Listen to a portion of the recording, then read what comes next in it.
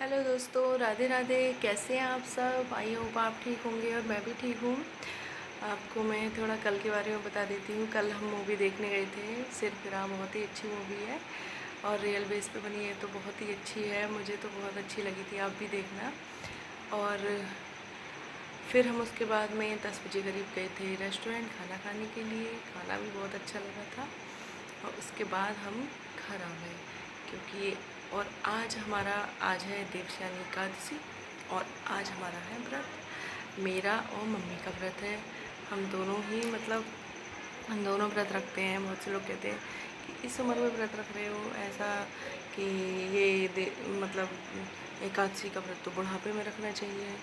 ऐसा कुछ नहीं है। जब जब समझ में आ जाए और जितनी जल्दी समझ में आ जाए तो हमें ये व्रत कर देना चाहिए, शुरू कर देना चाहिए। बहुत ही अच्छा व्रत है, आपको बताऊँ। ये जब कहते नहीं, जब हम मरते हैं तो ये व्रत का पुण्य जो है वो हमारे साथ जाता है। और वैसे कुछ नहीं है, वो तो खैर अपने कर्मों के ऊपर डिपेंड है। जैसा हम करते हैं वैसे ही सब कुछ मिलता है। लेकिन ये एकादशी बहुत ही अच्छी करनी चाहिए। मैं तो मुझे अभी लगभग यही साल हुआ है, क्योंकि मेरे घर में मेरे मायके में भाभी वगैरह रखती थी। फिर मेरी सिस्टर ने मुझे बताया था कि व्रत बहुत अच्छा है, तो मैं रखने लगी। मुझे बहुत अच्छा लगा। इसके कुछ नियम ऐसे होते हैं कि हमें एक दिन एकादशी के एक दिन पहले हमें चावल नहीं खाने होते हैं, और खाना भी बहुत जल्दी खा लो।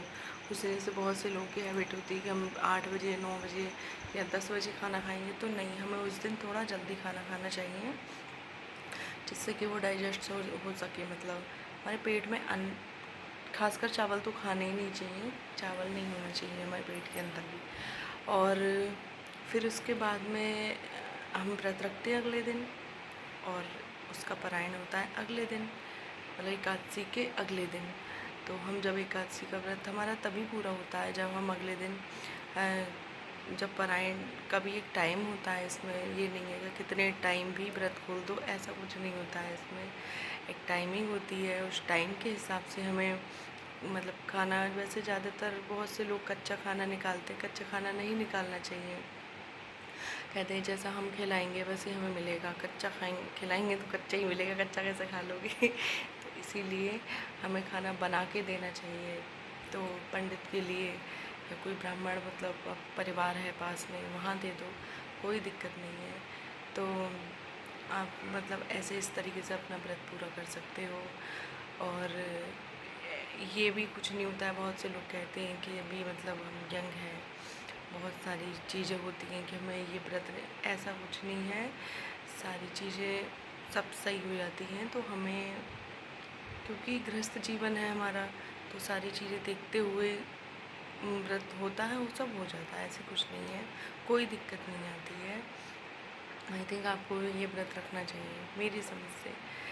मुझे तो ये व्रत बहुत पसंद है, क्योंकि मैंने पिछले साल ही सोच लिया था कि मुझे ये स्टार्ट करना चाहिए। ये हम हर एकादशी से नहीं कर सकते हैं। एक दशहरे वाली एकादशी आती है, एक निर्जला एकादशी जो आती है, ये 2 एकादशी आती हैं शायद। हाँ, तो इससे हम उठाते हैं व्रत। निर्जला एकादशी से हम उठा सकते हैं। मैंने भी निर्जला एकादशी से उठाया था।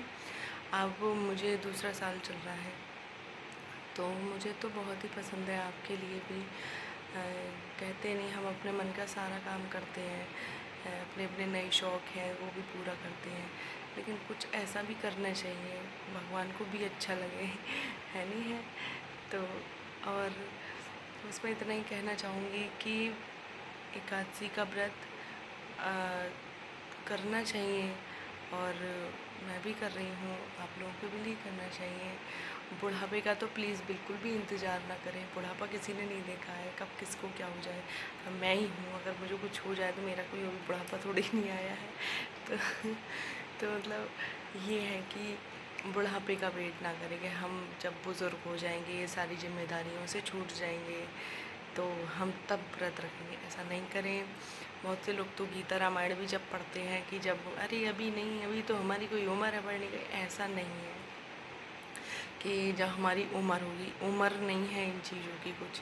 हम बचपन से भी अगर किसी को ज्ञान हो जाए वो बचपन से भी पढ़ सकता है। बचपन से आई थिंक जैसे 10-11 साल की उम्र से भी बच्चे पढ़ते हैं, आप खुद देखोगे। बस ज्ञान के ऊपर डिपेंड है। जब हमें पता चल जाए कि सच्चाई क्या है, हमें लाइफ के क्या सच्चाई है, तब हम बस इन चीज़ों को पकड़ लेते हैं और कुछ नहीं है। नहीं तो और कुछ भी नहीं है अपना, बस ये है। मैं सुबह में गीता भी पढ़ती हूँ, उसके बाद रामायण भी पढ़ती हूँ, माला भी करती हूँ। और अब ऐसा हो गया है कि अगर ये नहीं करूँ तो मुझे बहुत बुरा लगता है।